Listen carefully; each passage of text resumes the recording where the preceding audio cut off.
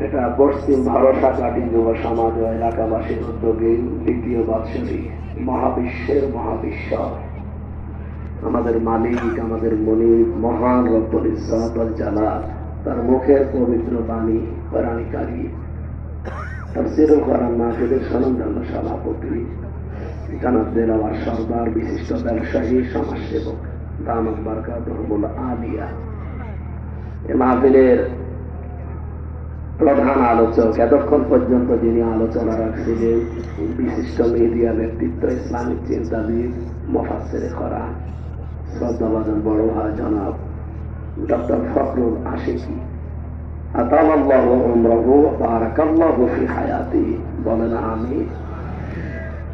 এখানে আলোচনা লিখেছেন যারা, বিশেষ করে অতিথি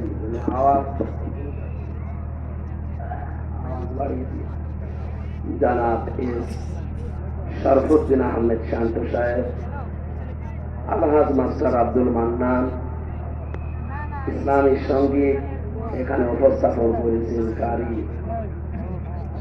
ইয়াসিন মাহমুদ বরকতুল্লাহ এবং অন্যান্য নাম না জানি সম্মানিত ব্যক্তিবর্গ, মঞ্চে বসা সম্মানিত ওলামায়ে কেরাম, সামনে বসা মুসলমান ভাইরা, পর্দার আড়ালের সম্মানিত প্রশাসনের ভাইরা, বিশেষ করে আয়োজনে যারা জড়িত আছে, স্বেচ্ছাসেবক এবং সদস্য যারা, সবাইকে নিয়ে আল্লাহর দরবারে শুকরিয়া জানাচ্ছি। বিশেষ তদর্দল পাথর বুকের উপর থেকে আল্লাহ নামিয়ে দিয়েছে। খালাকাল ইনসান আল্লামাহুল বায়ান।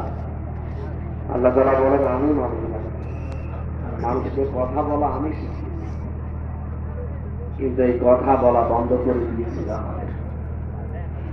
আমাদের এই বাক শক্তিকে যারা রুদ্ধ করে রেখেছিল। আল্লাহ রাব্বুল আলামিন ১৫০০ বছর আগে একটা যুগ ছিল, ওই জামানার নাম আমরা জানি, ইতিহাসের পাতায় আছে, আয়াতুল বাহিনী, জীবিত মেয়েদেরকে এখনো জীবিত মেয়েদের কবর দেওয়া হয় দুনিয়ায় আসার আগে। ওগুলো তো দুনিয়ায় আসার পরে দিত, এখন দুনিয়ায় আসার আগেই কথা বোঝে। পরপর যদি ২, ৩টা, ৪টা মেয়ে হয়ে যায়, ডাক্তার যদি বলে যে এটাও মেয়ে হবে, আমার মনে হয় ওইটা আর দুনিয়ায় আসছেই।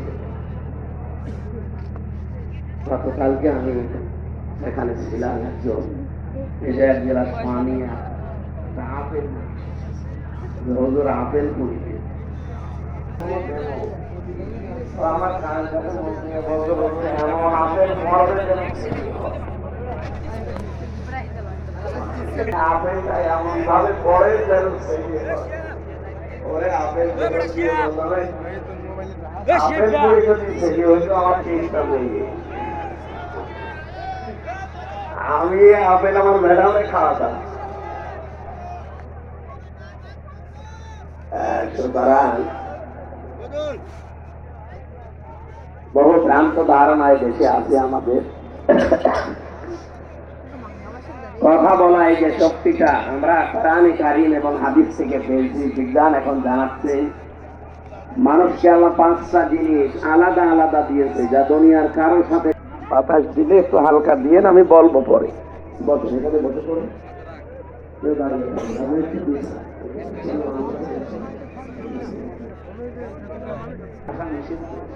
দর্শক, আপনারা দেখতেই পাচ্ছেন আমির হামজা হুজুরকে দেখতে কিন্তু হাজার লক্ষ লক্ষ দর্শক এসেছে।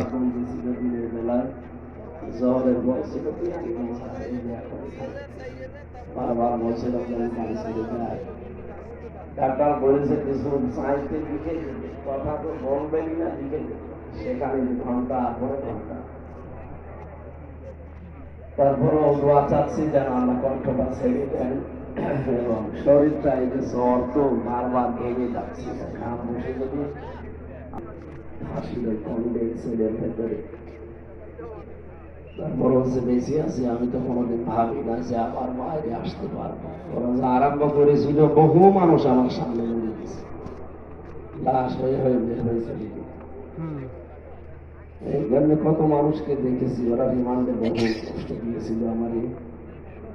আপনাদেরকে এই যে আমার পেছনে একজন এসে দেখা করলো, উনিও জেলখানায় ছিল, আপনাদের বরিশালের ছেলে বাড়ি।